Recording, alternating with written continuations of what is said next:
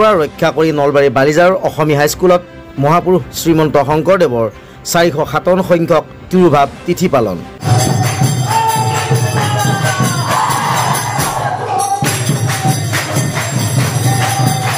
নলবাৰীৰ বালিজাৰৰ অসমী হাইস্কুলত প্ৰতি বছৰে পালন কৰি অহাৰ দৰে এক প্ৰকাৰ পৰম্পৰা ৰক্ষা কৰি আজি মহাপুৰুষ শ্ৰীমন্ত শংকৰদেৱৰ 457 সংখ্যক তিৰুভাৱ তিথি ব্যতিক্ৰমভাৱে পালন কৰা হয়।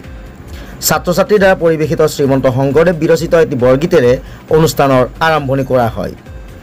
ইয়াৰ পিছত শ্ৰীমন্ত শংকৰদেৱৰ জীৱন তথা জাগতিক দিশৰ অৰিহণাৰ ওপৰত সুন্দৰ বক্তৃতা প্ৰদান কৰে বিদ্যালয়খনৰ অৱসৰপ্ৰাপ্ত শিক্ষক বিশয় চন্দ্ৰ বৰ্মনে।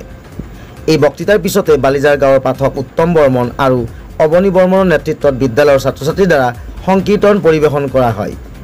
দিনজোৰা কাৰ্যসূচীৰে অনুষ্ঠিত হোৱা অনুষ্ঠানটো পৰিচালনা কৰে ছাত্ৰ একতা সভাৰ সভাপতি তথা বিজ্ঞান শিক্ষক প্ৰণৱ বৰ্মনে। অনুষ্ঠানটোত ভাৰপ্ৰাপ্ত প্ৰধান শিক্ষক ৰঞ্জিত কুমাৰ বৰ্মন, অৱসৰপ্ৰাপ্ত শিক্ষক ক্ৰমে সৰ্বেশ্বৰ বৰ্মন, মথুৰ চন্দ্ৰ তালুকদাৰ, নগেন্দ্ৰনাথ বৰ্মন, বিদ্যালয় পৰিচালনা সমিতিৰ উপসভাপতি ৰুকুনুদ্দিন আহমেদ, সদস্যক্ৰমে সমুদ্ৰ বৰ্মন, হলুধৰ হালৈ, গাঁও পঞ্চায়তৰ নৱনিৰ্বাচিত সভাপতি অতল বৰ্মন, বালিজাৰৰ দীনেশ বৰ্মন, খাৰখিতাৰ কৈলাশ হালৈকে ধৰি আন বহুকেইগৰাকী শুভাকাংক্ষী উপস্থিত থাকে। বিদ্যালয়খনৰ শিক্ষক হোমেশ্বৰ তালুকদাৰ, ছৈয়দ ৱাহিদুৰ ৰহমান, নাছেৰ আলী, শিক্ষয়িত্ৰী অনামিকা পাঠক, বিপাশা দাসকে ধৰি অন্যান্য শিক্ষকৰ লগতে বহুতো প্ৰাক্তন শিক্ষাৰ্থীয়ে অনুষ্ঠানটো সফল কৰি তোলাত সম্পূৰ্ণ সহযোগিতা আগবঢ়ায়।